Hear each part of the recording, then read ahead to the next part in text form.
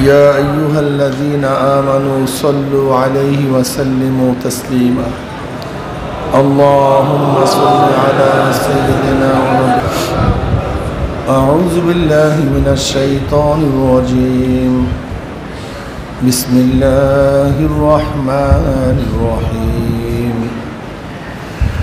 يا أيها الذين آمنوا اتقوا الله وكونوا مع الصادقين صدق الله مولانا العظيم وصدق رسول النبي الكريم আল্লাহ পাকের বান্দা জনাব মুহাম্মদ রাসূলুল্লাহ সাল্লাল্লাহু আলাইহি ওয়াসাল্লাম আজকে 15 দিন ব্যাপী তালিম তরবিয়াতের আখেরি বৈঠক, শেষ বৈঠক। অনেক ভাইয়েরা দীর্ঘ 15 দিন পর্যন্ত এখানে ছিলাম, আরামের বিছানা ত্যাগ করে, ভালো খাদ্য ত্যাগ করে, ভালো ঘর ত্যাগ করে, কারোর ঘরে এসি ছিল, ভালো বিছানা ছিল, ভালো খাবার ছিল, সব কিছু ত্যাগ করে 15 দিন পর্যন্ত এই মসজিদের মধ্যে বিভিন্ন রুমে সাহারির সময় ভালো খাদ্য জোগাড় করতে পারি নাই। ইফতারির সময় হরেক ডিজাইনের ইফতারিও ছিল না। ওই অনেক সময় দেখা যায় মসজিদের মধ্যে কেউ ফ্যান ছাড়বে, কেউ ফ্যান বন্ধ করবে, কাউ ঠান্ডা বেশি, কার গরম বেশি, ব্যাস পরিবেশ অনুকূল ছিল না। তা সত্ত্বেও এখানে ছিলাম একমাত্র দিনের জন্য, আল্লাহকে পাওয়ার জন্য। আর আল্লাহকে পাওয়ার জন্য একটু সাধনা তো করতেই হবে, ত্যাগ করতেই হবে। ত্যাগ ছাড়া কোনো জিনিস অর্জন করা যায় না। ভালো রেজাল্ট করতে গেলে ছাত্রকে অবশ্যই ত্যাগ করতে হবে। ভালো ফসল অর্জন করতে গেলে কৃষককে অবশ্যই ত্যাগ করতে হবে। ভালো চাকরির জন্য অবশ্যই আপনাকে খাটাখাটি করতে হবে। ভালো বিল্ডিং করতে গেলে ত্যাগ করতে হবে। মাওলাকে পাওয়ার জন্য ত্যাগ করতে হবে, সাধনা করতে হবে। সাধনা ছাড়া কিছু হয় না। সাধনা করা চাই। যে যেই বিষয় সাধনা করে সে সেই বিষয় অর্জন করতে পারে। এর জন্য অবশ্যই আপনাকে সাধনা করতে হবে। 3 শর্ত আছে না? 3 শর্ত মনে আছে? নিয়াতে খুলুস, হিম্মতে খুলুস, তরবিয়াতে খুলুস। 3টা শর্ত। নিয়াতকে সহি করা চাই। আমি কাজ কেন করব, কি কারণে করব। ফার্স্ট তাসাউফের তরিকাতের লাইনের ফার্স্ট কাজটা হলো নিয়াত। ফার্স্ট, প্রথম সূচনা, শুরু নিয়াত। নিয়াতকে সহি করতে হবে। নিয়াতের মধ্যে গড়বড় থাকলে সব গড়বড় হয়ে যাবে। নিয়াতের মধ্যে ভেজাল থাকলে সমস্ত কাজ ভেজাল হয়ে যাবে। এই নিয়াতকে সহি করা চাই। এই যত মেহনত, এই মেহনতের একটা উদ্দেশ্য হলো নিয়াতকে সহি করা। বুখারীর মধ্যে রওয়ায়াত আছে, কিয়ামতের ময়দানে আল্লাহ পাক রব্বুল আলামিন এক ব্যক্তিকে ডাকবেন, শহীদ, এই শহীদ এদিকে আস। শহীদ আসবে। আল্লাহ পাক রব্বুল আলামিন তার কাছে তার নেয়ামতকে উপস্থাপন করবেন। আমি তোমাকে দুনিয়ার মধ্যে এই নেয়ামত দিছি, এই নেয়ামত দিছি, এই নেয়ামত দিছি। তোমাকে চোখের নেয়ামত দিছি, কানের নেয়ামত দিছি, হার্ট লাংসের নেয়ামত দিছি, সুস্থ একটা শরীরের নেয়ামত দিছি। তোমাকে এই খাদ্যের ব্যবস্থা করছে, ওই খাদ্যের ব্যবস্থা করছে, এই পানীয়র ব্যবস্থা করছে, এই ঘরের ব্যবস্থা করছে, তোমাকে এইটা দিয়েছে, সেইটা দিয়েছে, বহুত নেয়ামত যে আল্লাহ পাক তার সামনে উপস্থাপন করবেন। এবার বলবেন এর বিনিময়ে কি করছো? তোমাকে আমি এত নেয়ামতে ভূষিত করছি, এর মোকাবেলা এর পরিবর্তে তুমি কি করছো? ওই ব্যক্তি বলবে, আল্লাহ আমি তোমার রাস্তায় শহীদ হয়ে গেছি, জীবন দিয়ে দিস, দেখো না আমি তোমার রাস্তায় আমার কল্লা কাটায় দিছি, গলা কাটায় দিছি। আল্লাহ পাক বলবেন, হ্যাঁ আমি অবশ্যই দেখি, অবশ্যই জানি। ফাসিরু কাওলাকুম আও ইজহারু বিহি ইন্নাহু আলিমুম বিযাতিস সুদূর। যা প্রকাশ করো, যা গোপন করো, অন্তর অন্তর অন্তরের খবর কে রাখেন? অন্য কেউ না, একমাত্র তিনি। আমি জানি কেন শহীদ হয়েছো, কেন জীবন দিয়েছো। আমি জানি তোমার জীবন দেওয়ার উদ্দেশ্য আমার রাজি খুশি ছিল না। তোমার গলা কাটাবার উদ্দেশ্য কি ছিল? মানুষ তোমাকে বীর বলবে, যোদ্ধা বলবে, তোমার আলোচনা সব জায়গায় ছড়িয়ে পড়বে। ব্যক্তি কত বড় জোশওয়ালা, কত হিম্মতওয়ালা, কত বড় যোদ্ধা, এই তোমার আলোচনা সব জায়গায় ছড়িয়ে পড়বে। এই উদ্দেশ্যে তুমি যুদ্ধ করছ, গলা কাটাইছ, দুনিয়াতে পেয়ে গেছ। তোমাকে মানুষ যোদ্ধা বলছে, বীর বলছে, তোমার প্রশংসা সমস্ত মানুষ পঞ্চমুখ হয়ে গেছে। যে উদ্দেশ্যে গলা কাটাইছ, দুনিয়াতে পেয়ে গেছো, আমার কাছে কিছু না। এরপর আল্লাহ পাক বলবেন, ওকে ধর, ওর হাত পায়ের মধ্যে জাহান্নামের রশি লাগা, উদ্বুর কর, টানতে টানতে জাহান্নামে নিক্ষেপ কর। দ্বিতীয় ব্যক্তিকে ডাকবে, এদিকে আসবে। আগের ব্যক্তির মতো সমস্ত নিয়ামত উপস্থাপন করবে। এরপর বলবেন, এর মোকাবেলায় কি করছো? বলে, আল্লাহ আমাকে মেধা দান করছ, জেহেন দান করছ। আমি ডিসি হতে পারতাম, এসপি হতে পারতাম, সচিব হতে পারতাম, প্রধান বিচারপতি হতে পারতাম, প্রধান সেনাপতি হতে পারতাম, ইঞ্জিনিয়ার ডাক্তার হতে পারতাম, ব্যারিস্টার হতে পারতাম। কিন্তু দুনিয়ার শিক্ষায় শিক্ষিত হই নাই। আমি ইলমে দ্বীন শিখছি, আমি কোরআন ও হাদিস পড়ছি, দুনিয়াবি শিক্ষায় শিক্ষিত হই নাই। আল্লাহ পাক বলবেন, আমি জানি কেন তুই আলেম হইস, কেন মুহাদ্দিস হইস, কেন মুফতি হইস। আমি জানি মানুষ তোর প্রশংসা করবে, মানুষ তোর তারিফ করবে, সম্মান করবে, ইজ্জত করবে, দাওয়াত দিবে। তোর প্রশংসা গোটা দুনিয়া পঞ্চমুখ হয়ে যাবে। মানুষের প্রশংসার জন্য, দুনিয়া লাভ কামাই করার জন্য, লাভ করার জন্য, অর্জন করার জন্য তুই ইলমে দ্বীন অর্জন করছিস, আমাকে পাওয়ার জন্য না। দুনিয়াতে পেয়ে গেছ, অনেক সম্মান ইজ্জত তোকে করছিস, কাজে আমার কাছে কিছু না। এরপর আল্লাহ পাক বলবেন, ওকে ধর, রশি লাগা, উদ্বুর কর, টানতে টানতে জাহান্নামে নিক্ষেপ কর। বুখারীর রওয়ায়াত। তৃতীয় ব্যক্তি এক দানশীল, দানবীর, সকি ডাকবে, দিকে আসবে।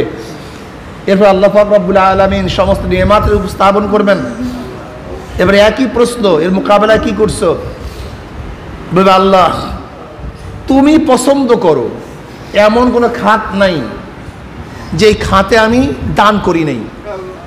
তোমার অপছন্দ না, বরং তোমার পছন্দনীয় খাতে আমি দান করছি, অপছন্দনীয় খাতে নয়।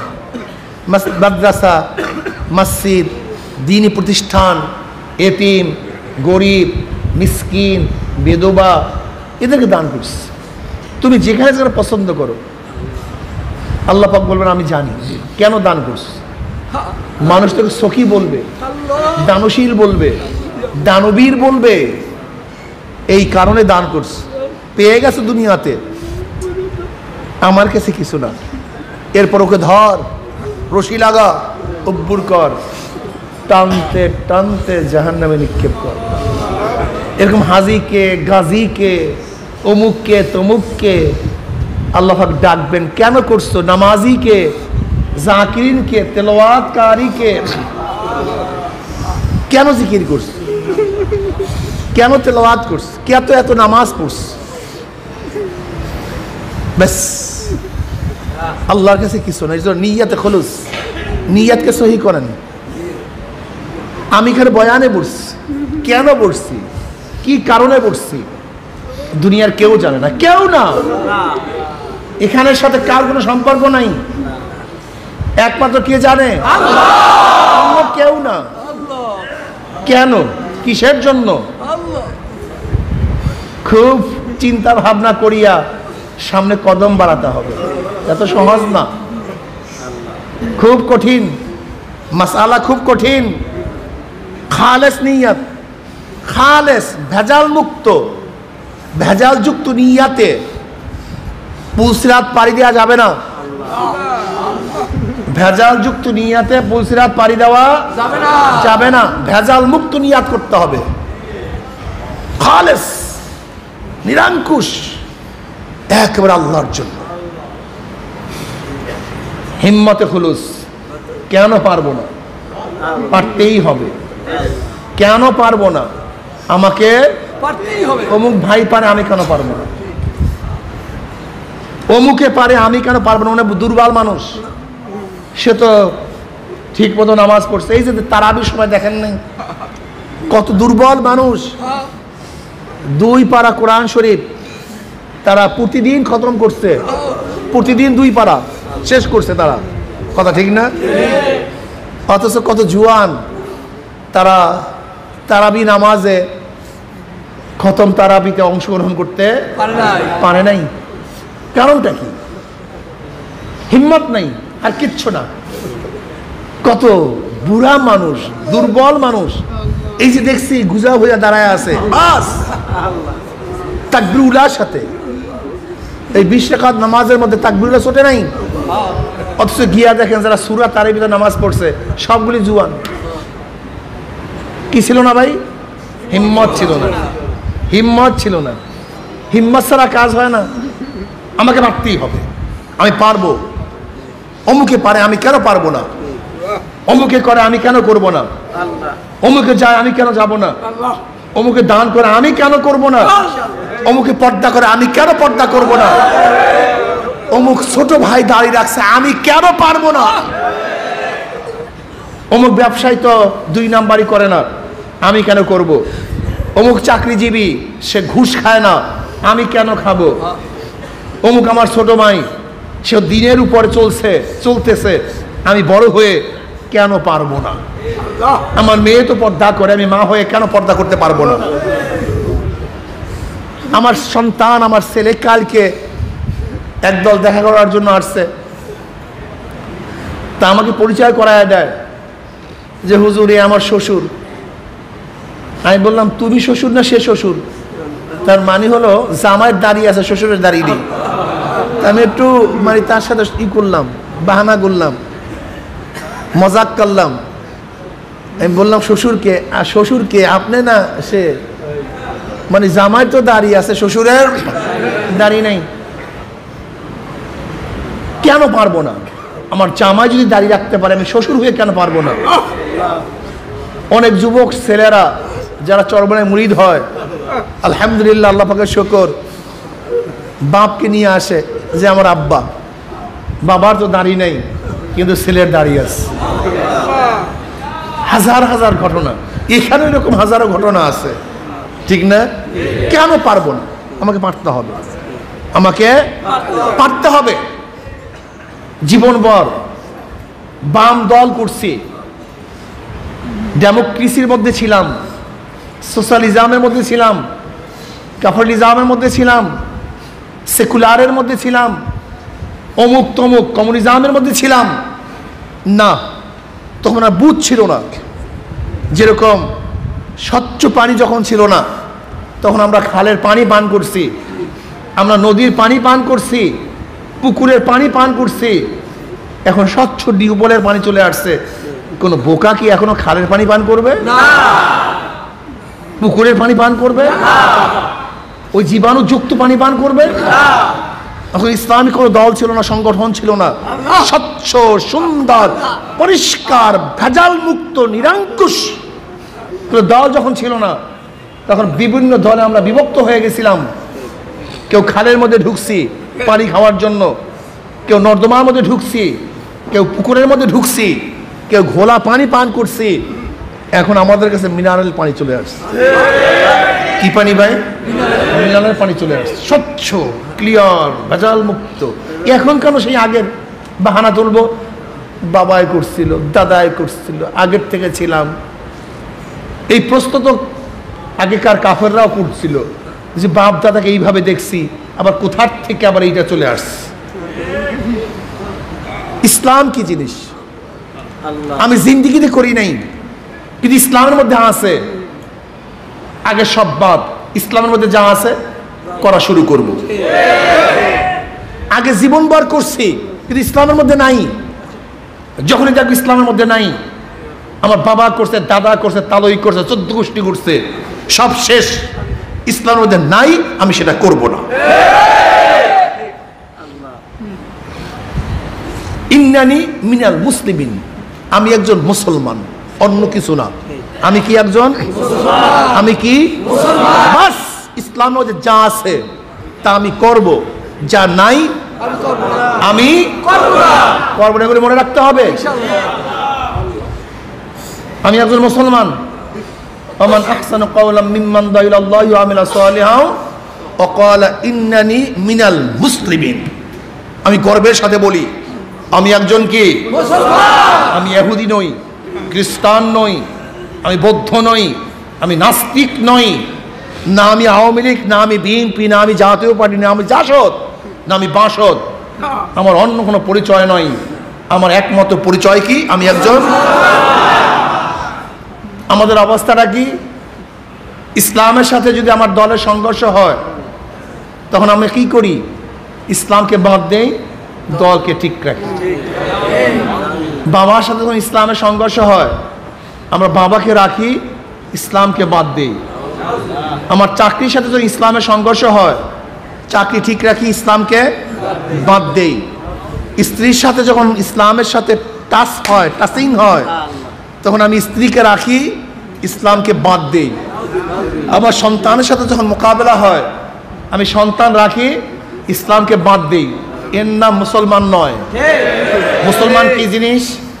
ইসলামের সাথে যা কিছু টক্কর লাগবে, ইসলামের সাথে যাহা কিছু টক্কর লাগবে, সব ভেঙে চুরমার হয়ে যাবে, ইসলাম ঠিক থাকবে। বাবার সাথে লাগছে, বাবা বাদ, ইসলাম ঠিক। মার সাথে লাগছে, মা বাদ, ইসলাম ঠিক। স্ত্রীর সাথে টক্কর লাগছে, স্ত্রী বাদ, ইসলাম ঠিক। সন্তানের সাথে টক্কর লাগছে, সন্তান বাদ, ইসলাম ঠিক। নেতার সাথে টক্কর লাগছে, নেতা বাদ, ইসলাম ঠিক। দলের সাথে টক্কর লাগছে, দল বাদ, ইসলাম ঠিক। ইন্নানি মিনাল মুসলিমিন, আমি একজন মুসলমান। আল্লাহ। আর আমাদের অবস্থাটা কি? যখন স্ত্রীর সাথে টক্কর লাগে, বাদ দাও ইসলাম, পরে দেখবো, পরে দেখবো, হবে না। তোমার ইসলাম দিয়ে মাওলা পর্যন্ত পুষা যাবে না তো। আমি আগেই বলেছি, ইমাম গাজালি রহমতুল্লাহ বলছেন, মাওলার মধ্যে বান্দার মধ্যে কত হাজার পর্দার ব্যবধান, 70,000 পর্দার ব্যবধান। এক এক পর্দার মধ্যে ব্যবধান 500 বছরের। বাঁচবেন কয়দিন? কয়েকদিন। আবার 70,000 পর্দা ভেদ করবেন কিভাবে? এটা মানুষের সাধ্যের বাহিরে। ইমাম গাজালি রহমতুল্লাহ কি বলেন? আল্লাহ পাক যাকে পছন্দ করেন, 1 সেকেন্ডের মধ্যে 70,000 পর্দা ভেদ করেন। এই খেলা তো আল্লাহ। এই উদাহরণগুলো আমরা দিছি আগে তোর বিয়াতের মধ্যে। যেরকম বাচ্চা হাঁটতে পারে না, পেটে ক্ষুধা, প্রয়োজন খাদ্যের, ময়লা হয়ে গেছে শরীর, প্রয়োজন ধোয়ার, কিন্তু বাচ্চার তো শক্তি নাই মা পর্যন্ত পুষার। বাচ্চার শক্তি আছে? কথা বলেন। ওঠার শক্তি আছে, হাঁটার শক্তি আছে, এখন কি করবে সে? যদি মা বাচ্চাকে ইচ্ছা করিয়া ধরা না দেয়, তাহলে বাচ্চার ক্ষমতা নাই মাকে ধরার। যদি ছোট বাচ্চা মাকে ধরার ক্ষমতা না রাখে, তাই মহান আল্লাহকে আমরা ধরবো কিভাবে? আমাকে বলেন তো। সে তো অনেক অনেক অনেক অনেক বড়। তিনি খালেক, আমরা মাখলুক। তিনি আযীম আকবার, আল্লাহু আকবার আলা কুল্লি শাই, সবচেয়ে বড়। তোমার মতো আমার মতো নাপাক মানুষ সেখানে যাবা কিভাবে? বাচ্চার কাজ হলো কান্দাকাটি করা, হাত পা ওয়া করা, ব্যাস। আর কোনো দায়িত্ব নাই, আর কোনো দায়িত্ব নাই। বাচ্চা সাধ্য অনুযায়ী ওয়া করবে। যেরকম বাচ্চা ওয়া করলে মায়ের মধ্যে মোহাব্বতের জোশ মারে, ঠিক আমরাও যদি মাওলার পথে চলতে পারি আর ওয়া ডাকতে পারি আর চোখের পানি ফালাইতে পারি, তাহলে আমার মাওলার মোহাব্বতের কুদরতি মোহাব্বতের জোশ মারবে। আমার মাওলা চুপ করে টান দিয়ে দেবে, বাস। এর জন্য বান্দার কাজ হলো রাস্তার উপরে থাকিয়া তার দিকে তাকাইয়াই কান্নাকাটি। ইসলামী করলে হবে না, ইসলামী করলে যদি একটা নাম্বার পরিবর্তন হয়ে যায়, একটা নাম্বার পরিবর্তন হয়ে যায়, যার কাছে কল করবেন জীবনেও তাকে পাওয়া যাবে না। ঠিক ইসলামের নাম্বারের মধ্যে পরিবর্তন হয়ে গেলে আমার মাওলাকে কোনোদিন পাওয়া যাবে না। নাম্বার ঠিক মতো চাপতে হবে। এর জন্য মনে রাখতে হবে, যেখানে যেখানে টক্কর লাগবে ইসলামের সাথে সব বাদ থাকবে। কি ইসলাম? ইন্নানি মিনাল মুসলিমিন, আমি একজন মুসলমান। নেতার সাথে দলের সাথে যেখানে টক্কর লাগবে সব বাদ। কি রাজি আছেন ইনশাআল্লাহ? হিম্মত করেন, হিম্মত করেন। পারবো না কেন? পারতেই হবে। পারবো না কেন? পারতেই হবে। ইনশাআল্লাহ পারতেই হবে, কোনো কথাবার্তা নেই। হিম্মত করেন। তারবিয়াতে খুলুস, যেইভাবে আদেশ করা হবে, যেইভাবে বলা হবে, নিজের সমস্ত ফাইজলামি চালাকি শেষ, সব কি শেষ। দেখেন উহুদের ময়দানে সাহাবায়ে কেরাম রিদওয়ানুল্লাহি তাআলা আলাইহিম আজমাইন অক্লান্ত পরিশ্রম করেছেন, বিজয় অর্জন করেছেন, কিন্তু ইস্তাহাদ করছেন। নবী আলাইহিস সালাতু ওয়াস সালাম আগেই বলছেন, খবরদার, আমরা যুদ্ধে জিতি অথবা হারি, ওই পাহাড়ের কিনারে 50 জন থাকবা, কোনো অবস্থাতেই সেখান থেকে নড়বা না। যখন যুদ্ধে মুসলমানরা বিজয় হয়ে গেছে, সাহাবাদের মধ্যে ইখতিলাফ শুরু হয়ে গেছে যে নবী আলাইহিস সালাতু ওয়াস সালাম আমাদেরকে যুদ্ধ পর্যন্ত থাকার জন্য বলছেন। যুদ্ধ শেষ, গনিমতের মাল সবাই টুকাইতেছে, আমরা কেন দাঁড়িয়ে থাকব? এখন তো আমাদের কাজ নাই। কিন্তু ওখানের যে ব্যক্তি লিডার ছিলেন, নেতা ছিলেন, তিনি বলছেন, না, নবী আলাইহিস সালাতু আমাদেরকে এখান থেকে নড়তে নিষেধ করছে, আমরা যাবো না। কিন্তু 40 জন সাহাবী ইখতিলাফ ইস্তিহাদ করছেন যে না, এই পর্যন্ত থাকার কথা। আর 10 জনে বলছেন না, পরিপূর্ণ নবীর আদেশ পাওয়ার আগ পর্যন্ত এখান থেকে না যাওয়ার কথা। নিজেদের মধ্যে ইখতিলাফ, ইস্তিহাদি ইখতিলাফ শুরু হয়ে গেছে। বাস 40 জন চলে গেছেন, 10 জন ঠিকই ছিলেন। খালিদ বিন ওয়ালিদ রাদিয়াল্লাহু তাআলা আনহু তখনও মুসলমান হন নাই। মনে রাখতে হবে, খেয়ারুম ফিল জাহিলিয়াতে খেয়ারুম ফিল ইসলাম ইজা ফাকিহু আন-নাসু মাআদিনু কামাআদিনিজ যাহাবি ওয়াল ফিদ্দা ওয়া আবি হুরায়রা রাদিয়াল্লাহু তাআলা قال قال رسول الله صلى الله عليه وسلم الناس معادن كمعادن الذهب والفضة خيارهم في الجاهلية خيارهم في الإسلام إذا فقهوا। বুখারীর মধ্যে রওয়ায়াত আছে, নবী আলাইহিস সালাতু ওয়াস সালাম ফরমান, মানুষের মধ্যে স্বর্ণ এবং রূপার খনির মতো খনি আছে। মানুষ একটা খনি, স্বর্ণ রূপার খনির মতো মানুষও কি খনি। যারা জাহেরি যুগ উত্তম, ইসলামের যুগে তারাই উত্তামিজা ফাকিহু, যখন তারা দিন শিক্ষা গ্রহণ করে, দিন শিখে, তখন তারাও কি হয়ে যায়, দামি হয়ে যায়। এই খালিদ বিন ওয়ালিদ জাহির যুগেও নেতা ছিল। এই ওহুদের ময়দানে খালিদ বিন ওয়ালিদের নেতৃত্বেই মুসলমানকে এই অবস্থায় পুষ্ট হয়েছে, যে ঘটনা আপনারা জানেন।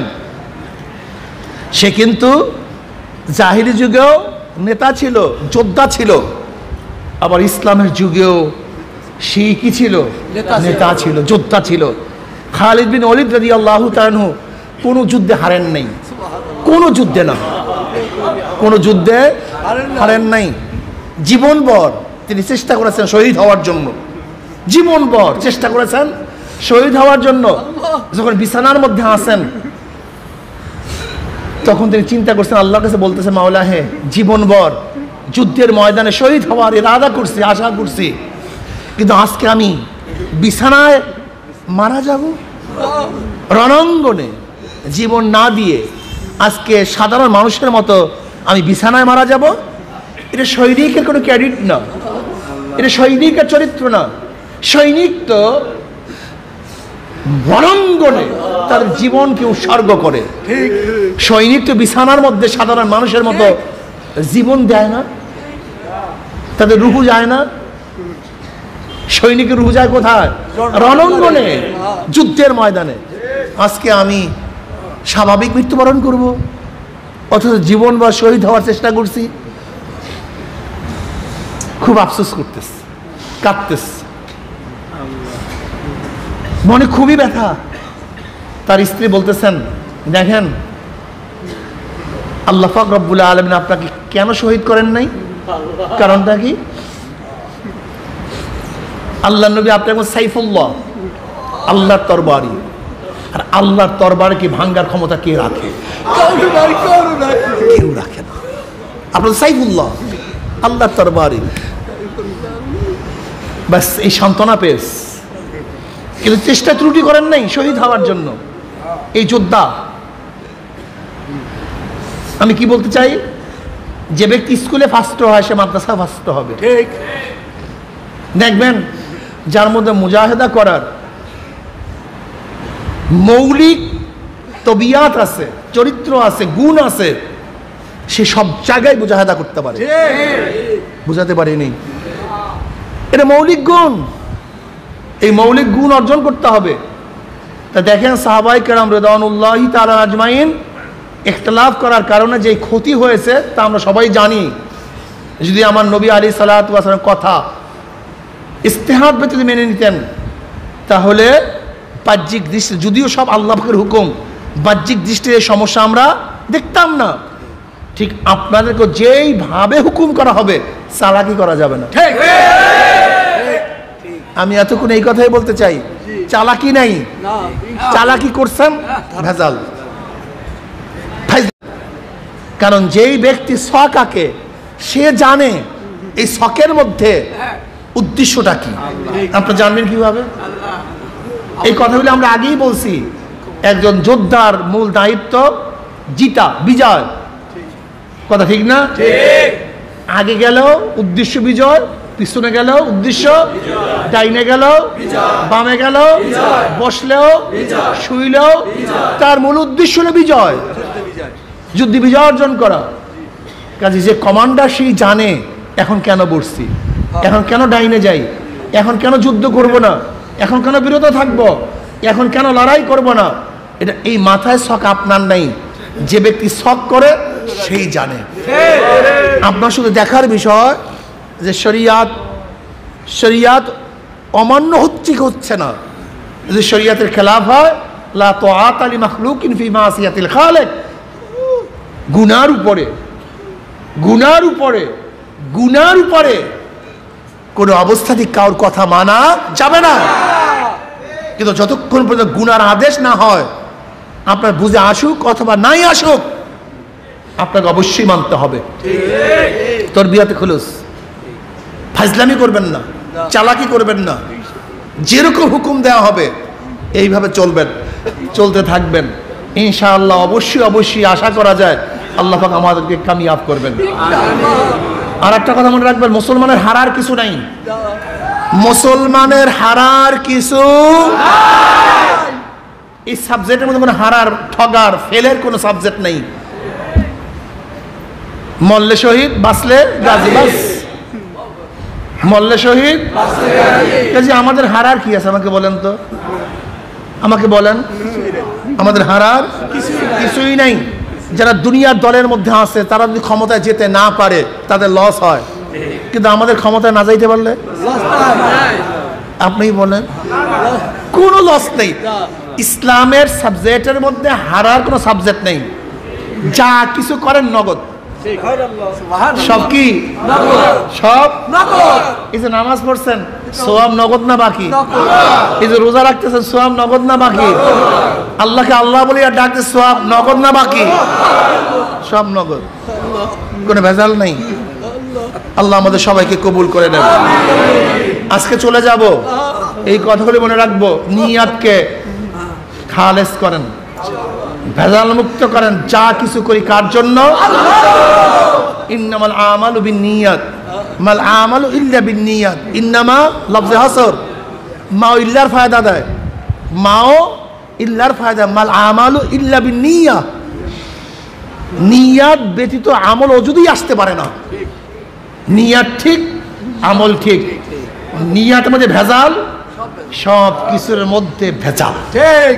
এই যে বক্তারা, আমরা যারা বক্তব্য দেই, ওয়াজ করি, ওয়াজে যাই, কেন যাই? আগে নিয়াতকে সহি করি। যদি নিয়াতকে সহি না করি, অনেক বক্তার কিয়ামতের ময়দানে জিব্রা টানিয়া 1 মাইল 2 মাইল লম্বা করিয়া ফেলানো হবে। আল্লাহ মাফ করে দেন। তরিকা আম, সাধারণ মানুষ রাস্তার এই সেই জিব্রার উপর দিয়ে হাঁটবে, এরকম জিব্রা ফুলিয়া যাবে, কুচ পড়তে থাকবে। আল্লাহ আমাদের সবাইকে মাফ করে দেন। নবী আলাইহিস সালাতু ওয়াস সালাম মেরাজের রজনীতে এক ব্যক্তিকে দেখতেছেন, নিজের হোঁট লম্বা হয়ে যাইতেছে আর আগুনের কাঁচি দিয়ে কাটা হচ্ছে, লোকটা চিল্লাইতেছে। জিবরিল আলাইহিস সালাতু ওয়াস সালাম নবী প্রশ্ন করলেন, ভাই জিবরাইল, এই ব্যক্তির এই শাস্তি কেন? জিবরাইল আলাইহিস সালাতু ওয়াস সালাম বললেন, এই ব্যক্তি দুনিয়াতে বয়ানি ছিল, বক্তা ছিল, আলেম ছিল, নসিহাত করতো মানুষকে, কিন্তু নিজে আমল করতো না, এই কারণে তার শাস্তি। খুব কঠিন মাসালা।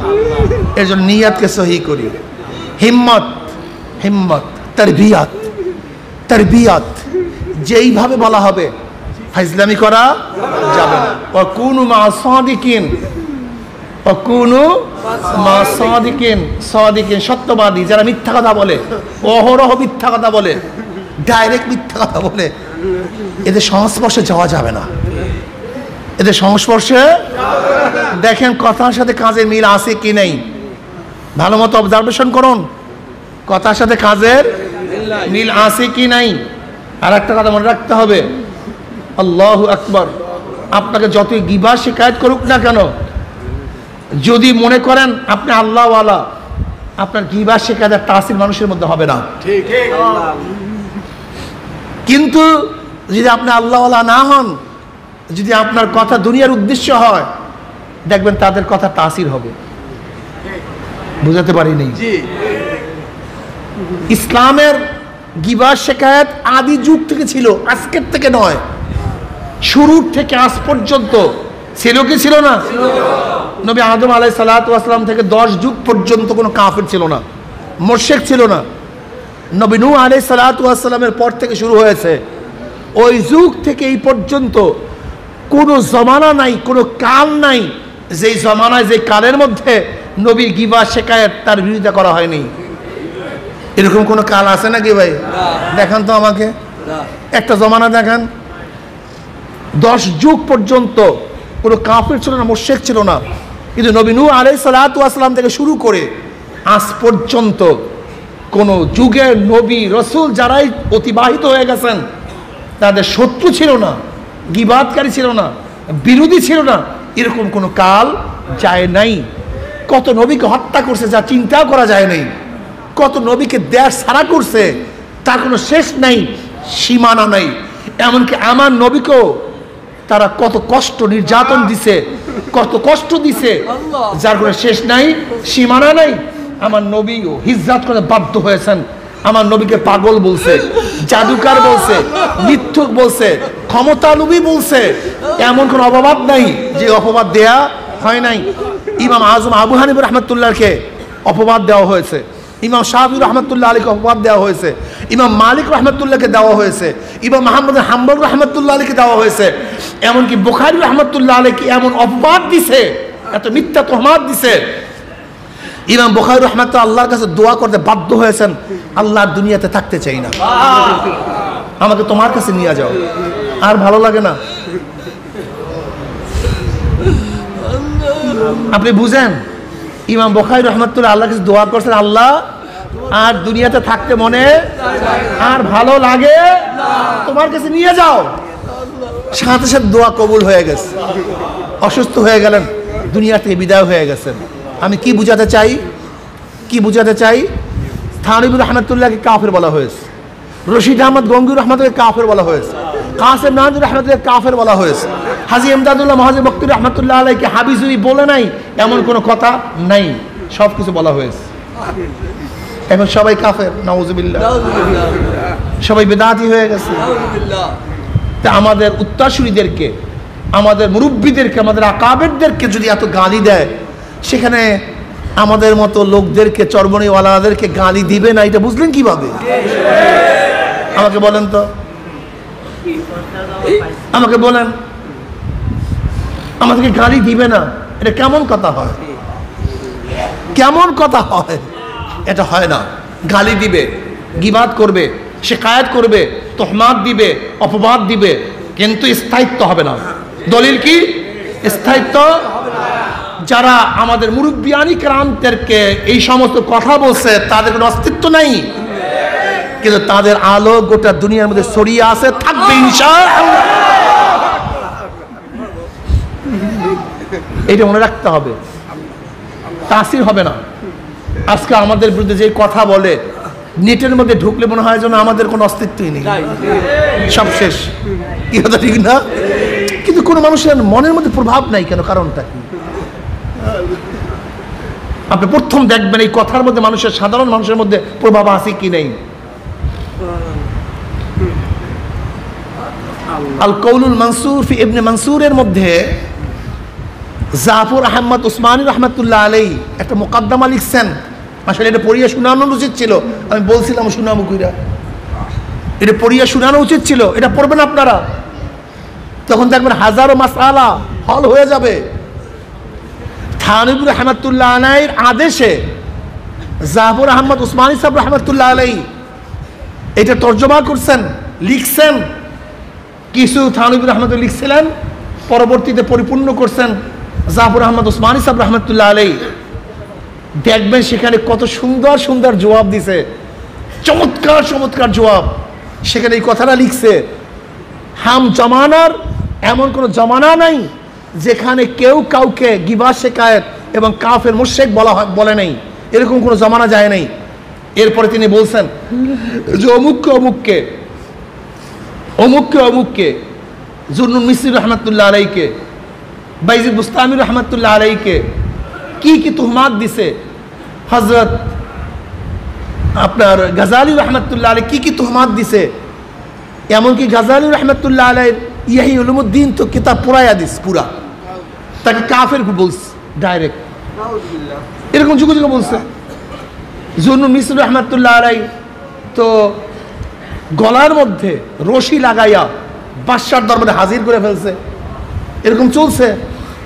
যুগে যুগে সমস্ত বুজুর্গদেরকে এরকম গালিগালাজ করা হয়েছে, লেকিন স্থায়িত্ব হয় নাই, তাদের কথার কোনো তাসির হয় নাই। আজকেও চরমনের বিরুদ্ধে যারা বলতেছে, করতেছে, আমি আল্লাহর কাছে দোয়া করি, সবাই দোয়া করব রোজা মুখে, আজকে জুমার দিন, যদি আমাদেরকে ইসলার উদ্দেশ্যে তারা আমাদেরকে বলে, আল্লাহ পাক রব্বুল আলামিন তাদের ইমানের মধ্যে, তাদের কথার মধ্যে আরো নূর আল্লাহ পাক ছড়ায়া দেন। উদ্দেশ্য কি হয়? ইসলাহ হয়, যেন আল্লাহ পাক রব্বুল আলামিন উত্তর তার ঈমান আমলকে আরো মজবুত করে দেন, তাদের নূর গোটা দুনিয়ার মধ্যে ছড়ায়া দেন, তাদের কথাকে স্থায়িত্ব করেন। আর যদি উদ্দেশ্য গিবাদ হয়, শিকায়াত হয়, হেয় প্রতিপন্ন করা হয়, অপদস্থ করা হয়, লাঞ্ছিত করা হয়, এর উদ্দেশ্য হয়, তাহলে আমরা আল্লাহর কাছে দোয়া করবো আল্লাহ তাদেরকে হেদায়েত দিয়ে দেন। আর যদি হেদায়েত কপালে না থাকে এমন ব্যবস্থা করে দেন যেন অন্য মানুষ তাদের ব্যবস্থা দেখে তারা সতর্ক হয়ে যায় যে না আর এই পথে অগ্রসর হওয়া যাবে না।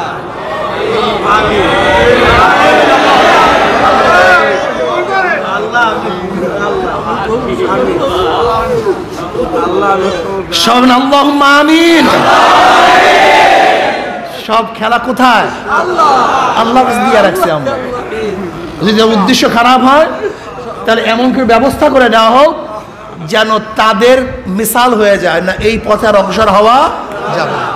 এটা আল্লাহর ব্যাপার, আল্লাহ পাক যা করেন। এর জন্য চরমনাই মুজাহিদদের মনে রাখতে হবে নিজেকে নিয়ে ব্যস্ত থাকা চাই, অন্যকে নিয়ে ব্যস্ত না হওয়া চাই, নিজের দিকে খেয়াল রাখা চাই। অন্যের দরকার আছে আমি আপনার? আব্দুল্লাহ জান্নাতে যে আমরা জাহান্নামে যে আপনার ফাইজলামের দরকারটা কি? হ্যাঁ, অন্যকে নিয়ে ব্যস্ত, নিজে চিন্তা করেন আপনার নিজের হালাত কি।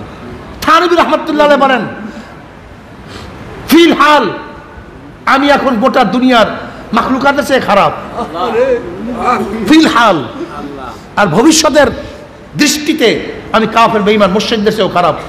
তাহলে কেন? জানি না আমার অবস্থা কি হয়। একজন কাফের সেও তো মুসলমান হতে পারে, ঈমান আনতে পারে, আর আল্লাহ না করুক যদি আমার ঈমান থেকে আল্লাহ পাক মাহরুম করে দেন।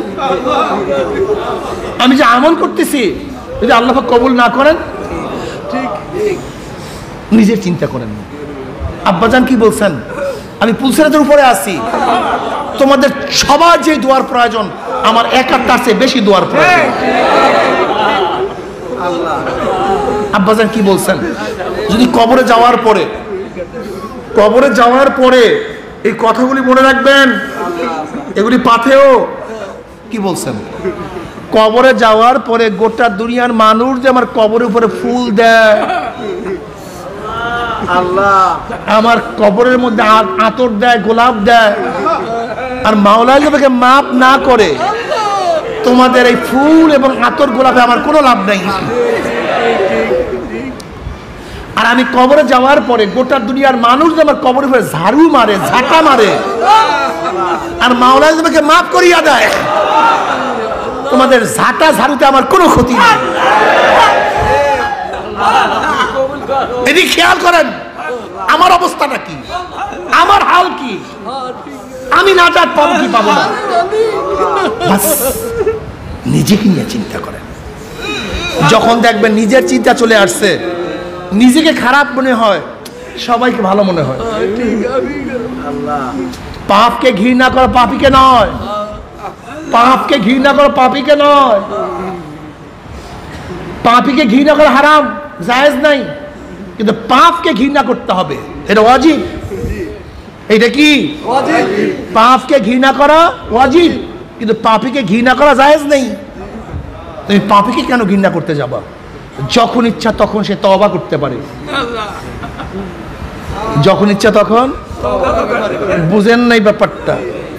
রাজপুত্র, চেহারার মধ্যে কালি, এখন আপনি কাকে ঘৃণা করতেছেন? কথা বলেন না কেন? কালীকে না রাজপুত্রকে? মেয়ে আমরা প্রত্যেকটা কথাই তো দেখা যায় জবাব ঠিক হয় না।